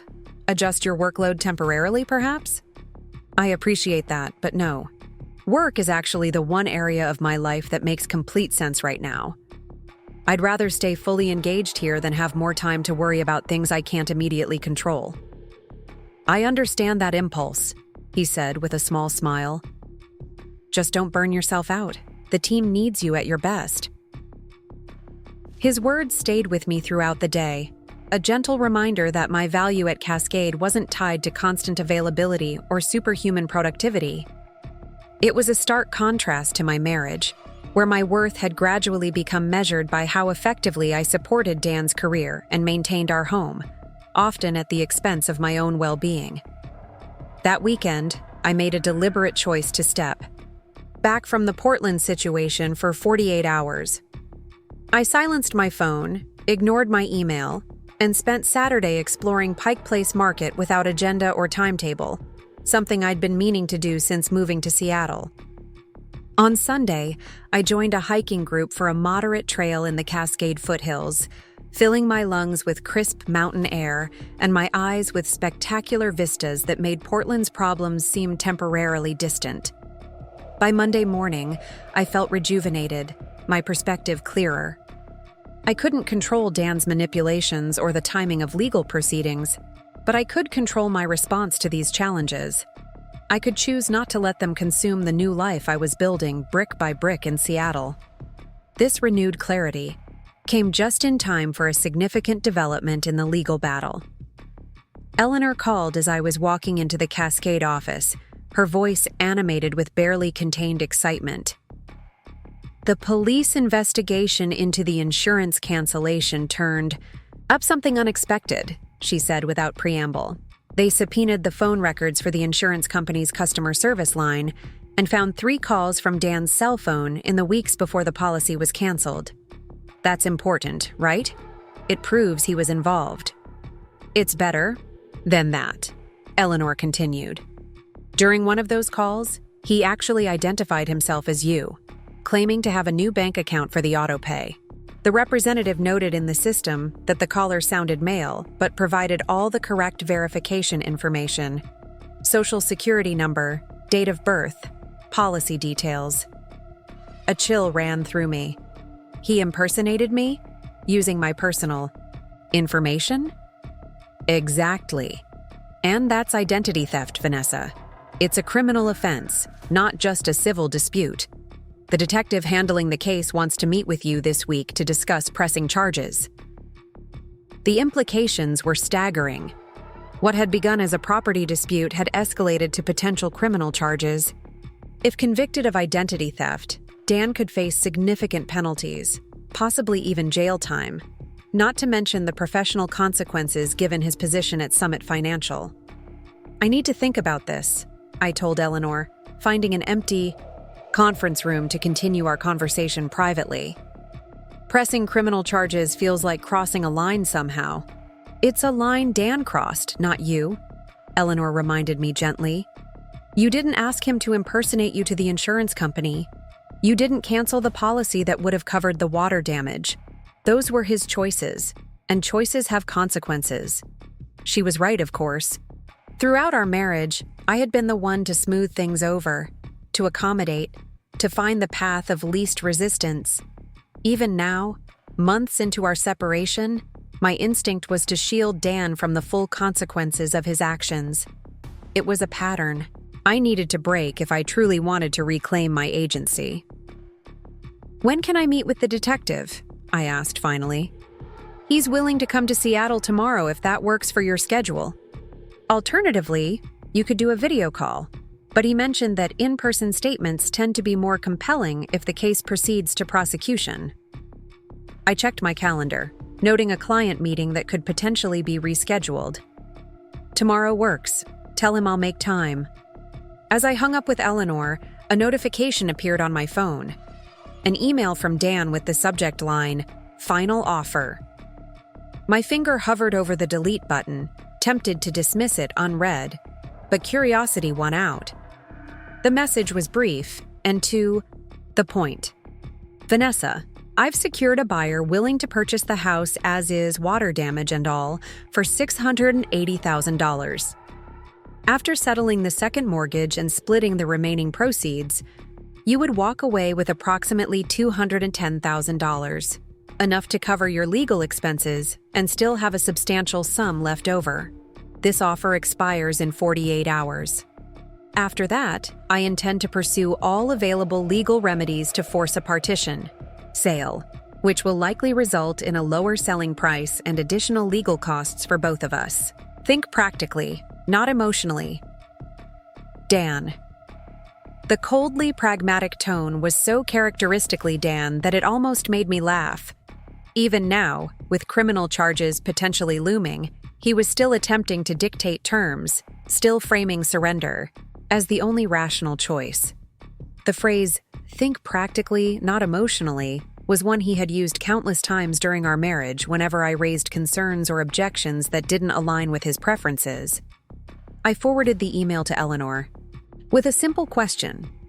Is this legitimate? Can he force a partition sale? Her response came quickly. He can attempt it, but given the evidence of fraud, identity theft, and financial manipulation we've accumulated, his chances of success are diminishing by the day. This reeks of desperation. I'd recommend not responding. Eleanor's assessment aligned with my instincts. Dan's final offer wasn't a genuine attempt at resolution, but a last-ditch effort to extract value from a situation rapidly slipping beyond his control. With the criminal investigation adding a new dimension to our dispute, his leverage was evaporating. The detective from Portland arrived at my office the following afternoon, a solid, unassuming man in his 50s with keen eyes that missed nothing. Detective Morales had arranged to use a private conference room at Cascade, with my supervisor's blessing. James had been surprisingly supportive when I'd explained the situation in vague terms, offering not just the space, but also assurance that my personal matters wouldn't affect how my work was evaluated. "Thank you for meeting with me, Ms. Parker," Detective Morales said, setting a digital recorder on the table between us. "I understand this is a difficult situation." "I appreciate you coming all the way to Seattle," I replied, trying to project more composure than I felt. Eleanor, my attorney, explained this is about identity theft related to my homeowner's insurance. He nodded, activating the recorder after getting my consent. "Based on our investigation, we have reason to believe your ex-husband, Daniel Mitchell, impersonated you in calls to Oregon Pacific Insurance in order to cancel your homeowner's policy without your knowledge or consent." What followed was a detailed recounting of the evidence. Phone records showing calls from Dan's cell phone to the insurance company, account notes from customer service representatives documenting a caller who identified themselves as Vanessa Mitchell, requesting changes to the payment method, then later canceling the policy entirely, bank records showing the redirected premium payments, and finally, the water damage incident that occurred shortly after the policy lapsed. "In your opinion, Ms. Parker, was this timing coincidental?" Detective Morales asked, his tone neutral, but his intent clear. I considered my words carefully, aware that this recorded statement could potentially be used in criminal proceedings against the man I had once loved enough to marry. "No, I don't believe it was coincidental. Dan had been attempting to force the sale of my grandmother's house for months, using various tactics to pressure me. The insurance cancellation followed by water damage appears to be one more strategy to make keeping the house financially untenable for me. Would Mr. Mitchell have had access to the personal information needed to verify your identity with the insurance company? Social security number, date of birth, account details? Yes, we were married for 7 years. He handled most of our financial matters, including insurance." Detective Morales nodded, making a brief note in his small notebook. "And to your knowledge, did you ever authorize him to contact the insurance company on your behalf? Specifically, regarding policy changes or cancellation?" "No, never. Especially not after our separation." The questions continued for nearly an hour, covering my history with the house, the disputed deed, Dan's gambling issues, and the ongoing civil litigation. Throughout the interview, Detective Morales remained impassive, neither encouraging nor discouraging criminal charges. What happens next? I asked as he turned off the recorder, signaling the formal part of our meeting had concluded. Based on your statement and the evidence we've gathered, I believe there's sufficient cause to present this case to the district attorney for possible charges of identity theft, insurance fraud, and potentially criminal impersonation. These are serious offenses, Ms. Parker. The gravity of the situation settled over me. How serious? Identity theft is a Class C felony in Oregon, punishable by up to 5 years in prison and fines up to $125,000. Given Mr. Mitchell's position in the financial sector and the apparent premeditation, the DA might pursue this aggressively. 5 years. The number hung in the air between us, transforming what had been a property dispute into something much more consequential. I thought of Dan in prison, his career permanently derailed, his reputation destroyed. The image brought me no satisfaction, only a profound sadness for what our relationship had deteriorated into. Do I have a choice whether charges are filed? I asked, though I suspected I already knew the answer. The decision to pursue criminal charges ultimately rests with the district attorney, not with you as the victim, Detective Morales explained gently. However, your willingness to cooperate and potentially testify would be significant factors in that decision. If you're strongly opposed to criminal prosecution, that would certainly be considered. I nodded, absorbing this information. Can I think about it? Talk to my attorney? Of course, this isn't a decision to make hastily. He handed me his card. Call me when you've had time to consider your position. In the meantime, I'll continue gathering evidence and preparing my report. For the DA's office, after Detective Morales left, I remained in the conference room, staring out at the Seattle skyline as afternoon light glinted off the glass towers downtown. The power to significantly impact Dan's fate felt weighty, uncomfortable. I had wanted justice, accountability, even financial restitution. But had I wanted to see him potentially imprisoned? I called Eleanor to recap the meeting and express my reservations about criminal prosecution. I understand your hesitation, she said after listening patiently. Criminal proceedings are a significant escalation, but I want to make sure you're not pulling back out of misplaced loyalty or because you still feel responsible for protecting Dan from consequences. Her observation hit uncomfortably close to home. Throughout our marriage, I had often smoothed things over when Dan's actions created tension or problems, making excuses for his behavior to friends, family, and colleagues. Was I falling back into that pattern now? It's not loyalty exactly, I said slowly, trying to articulate feelings I didn't fully understand myself. It's more that criminal charges feel permanent. Divorce is ending a relationship. A legal dispute over property is about assets, but felony charges could follow him forever. That's true, Eleanor acknowledged. But remember that Dan made these choices knowing the potential consequences.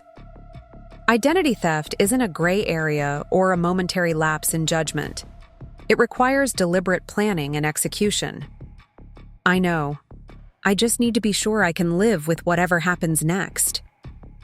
Take the time you need, she advised, but don't let empathy cloud your judgment about what Dan has done and continues to do. The water damage wasn't an accident.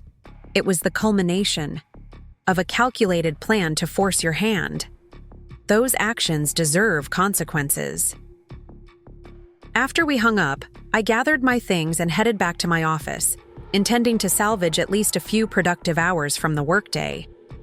As I rounded the corner, I nearly collided with James, who was coming from the opposite direction with 2 coffee cups in hand.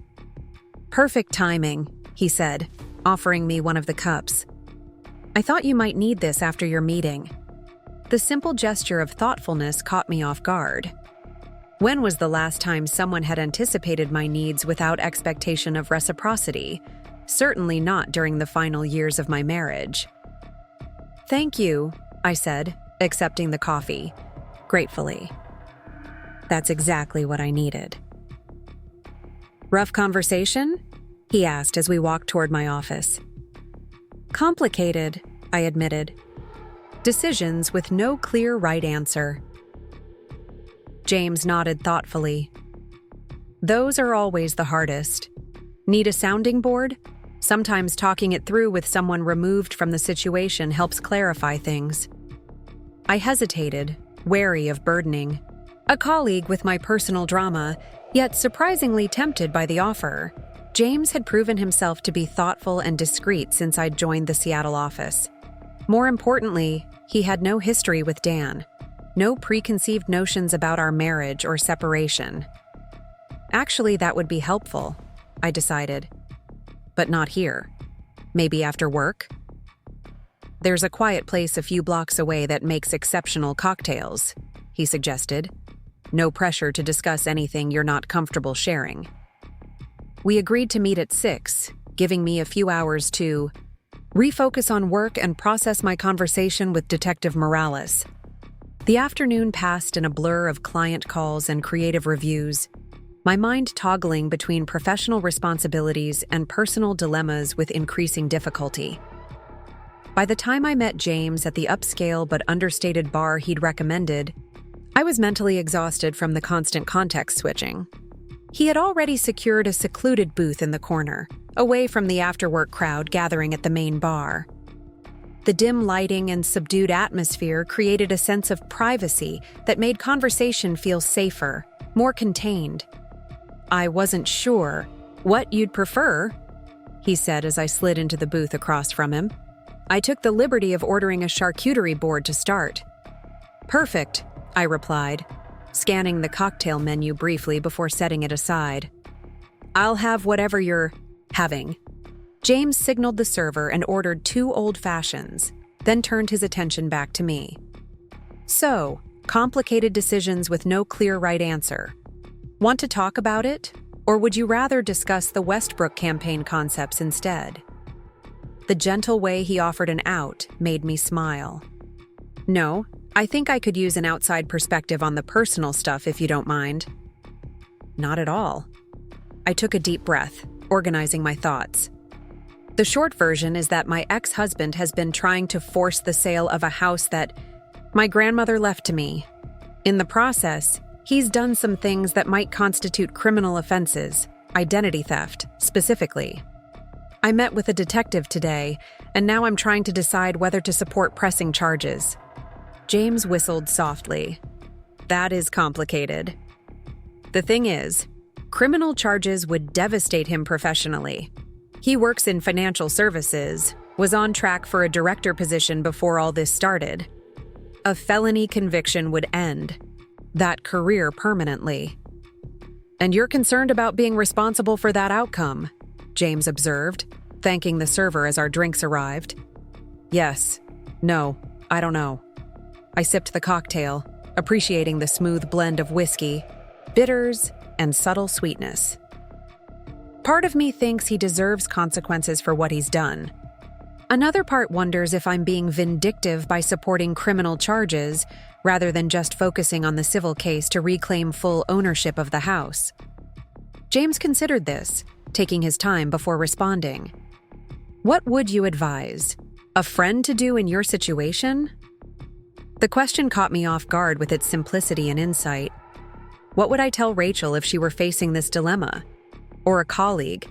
Or anyone else I cared about? I'd probably tell them that pressing charges isn't vindictive if the person actually committed the crime, I said slowly. That holding someone accountable for their actions is different from seeking revenge. But, James prompted, sensing my unspoken reservation. But I keep thinking about the permanence of it. Criminal records don't go away. It feels like such a drastic turn from where we started. 2 people who loved each other enough to promise forever. The charcuterie board arrived, providing a momentary reprieve from the intensity of the conversation. As we sampled the artfully arranged meats, cheeses, and accompaniments, James seemed to be carefully considering his next words. "Can I offer an observation?" he asked finally. I nodded, curious about what he'd discerned from our brief discussion. You're still protecting him, even after everything he's done. That suggests to me that you haven't fully processed the magnitude of his betrayal, not just the affair or the divorce, but the calculated way he's attempted to take something that rightfully belongs to you. The observation struck with unexpected force, like a physician pressing on a tender spot you didn't realize was injured. Was I still protecting Dan? Still prioritizing his well-being over my own? The pattern was so deeply ingrained that I hadn't recognized it operating in this new context. You might be right, I admitted, the realization both uncomfortable and clarifying. During our marriage, I got used to accommodating Dan's needs, smoothing things over when he created problems. Maybe I'm still doing that, just in a different way. It's a hard pattern to break, James said with unexpected understanding, especially when it developed over years in a relationship you valued. How did you get so insightful about relationship dynamics? I asked, genuinely curious. A flicker of something, pain, perhaps, or simply recognition, crossed his features before he answered. Let's just say I've been on both sides of the equation at different points in my life. I've been the accommodator and the accommodated. Neither role leads to particularly healthy outcomes. We spent the next hour discussing not just my situation with Dan, but broader questions about accountability, forgiveness, and the challenging work of reclaiming one's identity after a relationship ends. James shared enough of his own experiences to contextualize his perspectives without dominating the conversation or making assumptions about my circumstances. As the evening progressed, I found myself relaxing in a way I hadn't in months, perhaps years.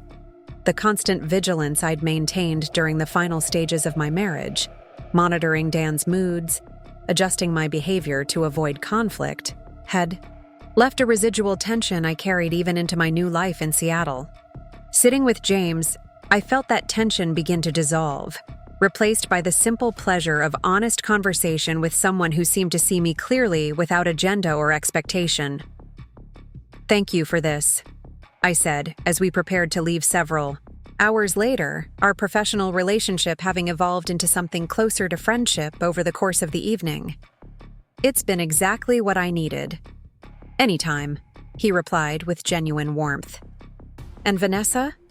Whatever you decide about the criminal charges, make the decision based on what you truly believe is right, not out of habit or lingering obligation to protect someone who hasn't protected you. His words stayed with me during my Uber ride home, echoing alongside Eleanor's similar but differently framed advice. Both were essentially telling me the same thing: make choices from a place of clarity and self-respect, not from ingrained patterns of self-diminishment. By the time I reached my apartment, I had made my decision. I called Detective Morales and left a voicemail indicating my willingness to cooperate fully with the criminal investigation and any subsequent prosecution. Then I sent a brief email to Eleanor informing her of my choice and asking her to coordinate with the detective as needed. The weight that lifted from my shoulders after making these communications was palpable. Whether it was the right decision in some absolute moral sense, I couldn't know. But it was a decision made from agency rather than avoidance, from principle rather than pattern, and that alone made it feel like a step forward on my journey toward reclaiming my authentic self. 2 days later, I received a text from Rachel. Just drove by the house. Construction crew is there starting repairs. Did you authorize this? The message puzzled me.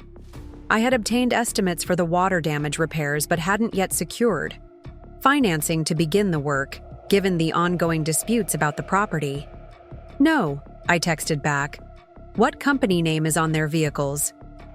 Rachel's response came a few minutes later with an attached photo. Northwest Restoration. Foreman says repairs were authorized and paid for by Summit Financial as part of their Community Goodwill program. What's that about? I stared at the message, thoroughly confused.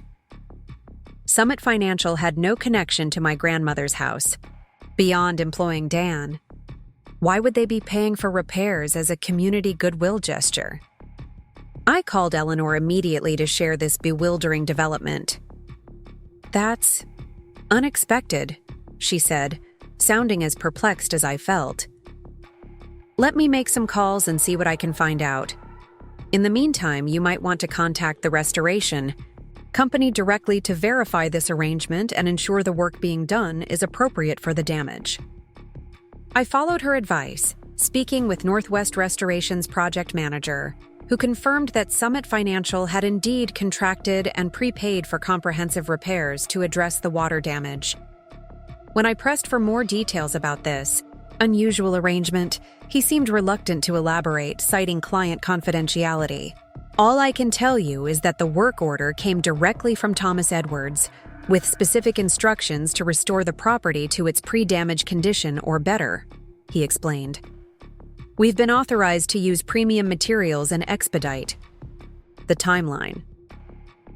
Mr. Edwards was quite clear that this was a priority project. Thomas Edwards, Dan's boss and mentor at Summit Financial. The same man who had called to obliquely warn me about financial irregularities in Dan's client accounts.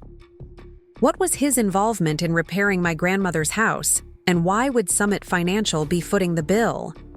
I debated calling Thomas directly, but decided to wait for Eleanor's investigation to yield results. If this was some kind of settlement, offer, or attempt to mitigate the situation with Dan, I wanted to understand the legal implications before engaging further. Eleanor called back late that afternoon, her voice carrying a note of cautious optimism. "I spoke with Summit Financial's legal department. It seems they're attempting to make restitution for damages caused by one of their employees." "Damages? Caused by Dan," I clarified. "But why would the company be responsible for his personal actions regarding my house?" "That's where it gets interesting," Eleanor continued. "According to their general counsel, the internal investigation into Dan's activities revealed that he used company resources to impersonate you with the insurance company. Specifically, he made those calls from his office phone during business hours and used the firm's notary to falsify documents related to the insurance changes. So, Summit is worried about their liability if this goes to court," I surmised. "Exactly. They're trying to mitigate damages and potentially avoid being named in any civil or criminal proceedings. The house repairs are essentially an acknowledgement of their indirect role in what happened, without formally admitting culpability." I processed this information, trying to understand its implications for my ongoing disputes with Dan. Does this mean they're distancing themselves from him? From his actions? Reading between the lines of my conversation with their counsel, I'd say yes. They repeatedly emphasized that Dan's actions were unauthorized and contrary to company policy. They also mentioned he's currently on administrative leave pending the outcome of their internal investigation. Administrative leave, effectively. Suspended from his position, while Summit determined the extent of his misdeeds. For Dan, whose identity had become so intertwined with his professional success, this would be devastating. Add the pending criminal investigation, and his carefully constructed life was unraveling thread by thread. "What does this mean for the house situation?" I asked, trying to focus on the practical implications rather than the emotional complexities. "It potentially simplifies things considerably," Eleanor replied. "If Summit is acknowledging, even indirectly, that Dan acted improperly regarding the insurance, it strengthens our case for invalidating the quitclaim deed he tricked you into signing. Their willingness to pay for repairs could be interpreted as recognition that the damage was a direct result of his fraudulent actions. So I should let the repairs proceed? I don't see any downside to that. Document everything, of course. Take photos before and after, get copies of all work orders and receipts. But yes, let them restore the house at their expense. It doesn't compromise your legal position regarding ownership." After disconnecting with Eleanor, I sat at my kitchen island, staring out at the Seattle skyline as twilight descended over the city. The unexpected intervention from Summit Financial had shifted the landscape of my conflict with Dan in ways I was still processing. The company's actions suggested they believed his conduct was serious enough to warrant significant financial remediation, a tacit acknowledgement that he had crossed lines both ethical and legal. My phone buzzed with a text from an unfamiliar number. "This is Thomas Edwards. May I call you to discuss the Portland property situation?" I hesitated briefly before responding. "Yes." My phone rang almost immediately. "Ms. Parker, thank you for taking my call," Thomas began, his tone formal but not unfriendly. "I understand you've been informed about the restoration work Summit Financial has arranged for your property." "I have," I confirmed, "though I'm still not entirely clear on why your company is involved in repairing damage to my personal property." Thomas cleared his throat, clearly choosing his words carefully. "While I can't discuss certain aspects of our internal investigation due to confidentiality policies, I can tell you that Summit Financial takes employee conduct very seriously. When we discovered that company resources had been used inappropriately in matters related to your property, we felt an obligation to address the resulting damages." "I appreciate that," I said, matching his careful phrasing. "May I ask about Daniel's current status with the company?" A brief pause followed. "Mr. Mitchell is currently on administrative leave while we complete our review of certain transactions and communications. Beyond that, I'm not at liberty to discuss personnel matters." "I understand." I decided to press slightly further. "Will Summit Financial be cooperating with the criminal investigation being conducted by Portland Police?"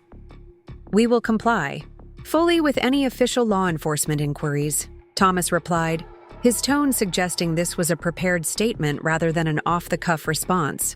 "Our legal department has already been in contact with the detective handling the case." The implication was clear. Summit wasn't just distancing themselves from Dan. They were actively cooperating with authorities investigating his actions. The company was protecting itself, as corporations inevitably do when faced with potential liability or reputational damage. "Is there anything else you need from me regarding the property repairs?" I asked, steering the conversation back to more immediate concerns. "No, we've arranged everything with Northwest Restoration. They'll coordinate directly with your tenants to minimize disruption. All costs have been covered in advance." Thomas paused, then added in a slightly less formal tone, "On a personal note, Ms. Parker, I want to express my regret for this situation. Summit Financial values integrity above all else in our business practices, and we're taking steps to ensure nothing similar occurs in the future." The carefully worded non-apology told me more about Dan's precarious position at Summit than any direct statement could have. Thomas wasn't just managing a PR problem, he was executing a controlled separation from an employee whose actions had become a significant liability. "Thank you for the update, Mr. Edwards. I appreciate Summit's proactive approach to addressing the damages." After we disconnected, I felt an unexpected wave of emotion wash over me. Not satisfaction or vindication, but a complex mixture of relief and sadness. Relief that the practical problems were being resolved without further financial strain on my part. Sadness for the comprehensive collapse of the life Dan and I had once shared. The man I had married was now suspended from his job, facing potential criminal charges, and had lost the respect of the mentor he'd so admired. His carefully constructed facade of success and control was crumbling, revealing the desperate, deceptive reality beneath. I took no joy in this unraveling, despite the harm he had caused me. There was something profoundly tragic about watching someone self-destruct through their own poor choices, especially someone I had once loved deeply enough to promise forever. I poured myself a glass of wine and stepped out onto my small balcony, gazing at the twinkling lights of Seattle spreading before me. 6 months ago, I had been Vanessa Mitchell, supportive wife and homemaker, my identity so thoroughly enmeshed with Dan's that I'd lost sight of my own desires and ambitions. Now I was Vanessa Parker again, creative director at a thriving agency, making decisions based on my own values rather than someone else's expectations. The journey from there to here had been painful, messy, and far from linear. Yet standing on my balcony in a city I was gradually making my own, I felt a sense of genuine peace for the first time since finding Dan with Heather. Not because everything was resolved, legal battles still loomed, emotional processing continued, trust remained a work in progress, but because I had finally stopped defining myself through the lens of my failed marriage. Whatever happened, next with Dan, with the house, with the criminal investigation, I would face it as Vanessa Parker. Not a victim seeking justice, not an ex-wife nursing wounds, but a woman reclaiming her story one difficult, deliberate choice at a time. 3 months later, I stood in the fully restored entryway of my grandmother's house in Portland, running my fingers along the repaired woodwork. Northwest Restoration had done an exceptional job.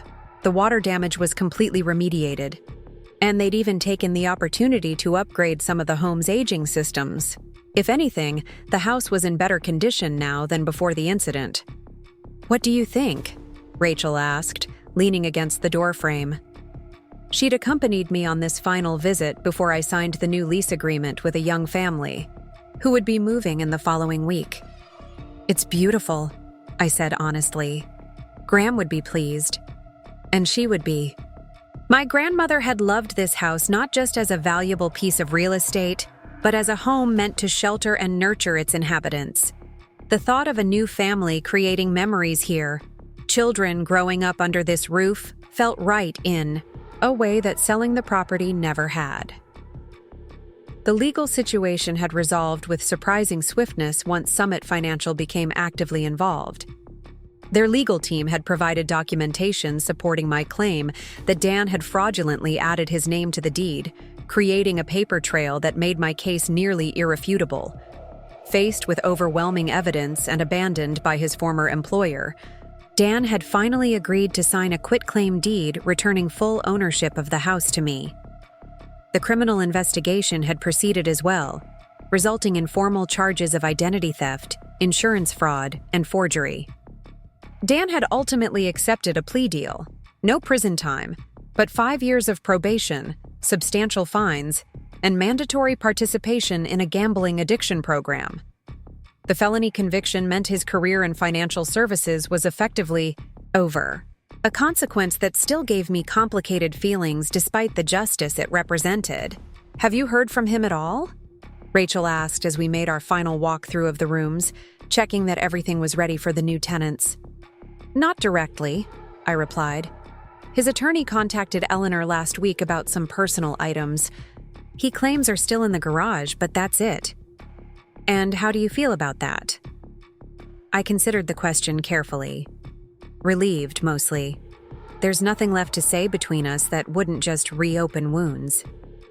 We finished the inspection and locked up, standing for a moment on the porch where I'd once envisioned growing old with Dan. The spring sunshine filtered through the maple trees lining the street, creating a dappled pattern on the freshly painted steps. "Ready to head back to Seattle?" Rachel asked. "Almost," I said, taking one last look at the house. "I just need a moment." Rachel squeezed my arm gently before walking to the car, giving me the space I needed for this final goodbye. Not to the house itself. I would still own it, still visit occasionally to check on maintenance or when business brought me to Portland, but to the life I had planned within these walls. The children Dan and I had talked about having someday. The holidays we would have hosted for family and friends. The quiet evenings we might have spent on this very porch, growing old together in contented companionship. Those futures had evaporated the moment I discovered Dan with Heather, or perhaps even earlier, as our marriage gradually hollowed out from the inside. Yet standing here now, I felt no bitterness, only a gentle melancholy for paths not taken and dreams unrealized. I turned away from the house and walked to Rachel's car, ready to return to the life I was building in Seattle. A life that increasingly included tentative dinner dates with James, whose friendship had deepened into something with potential for more. A life centered around creative work that challenged and fulfilled me. A life defined by choices I made for myself, not in reaction to someone else's betrayal or demands. "Everything okay?" Rachel asked as I buckled my seatbelt. I smiled, surprising myself with how genuine it felt. "Yes," I said. "Everything is exactly as it should be." As we drove away, I didn't look back at the house in the rearview mirror. Instead, I looked forward, toward the highway that would take me back to Seattle, back to my apartment with its view of the Space Needle, back to the office where a team relied on my creative vision and leadership. The divorce note Dan had left on our anniversary table had been meant to end something: our marriage, my security, my sense of self-worth. Instead, it had become the catalyst for a new beginning, one stronger and more authentic than the life it had interrupted. Sometimes endings are actually doorways.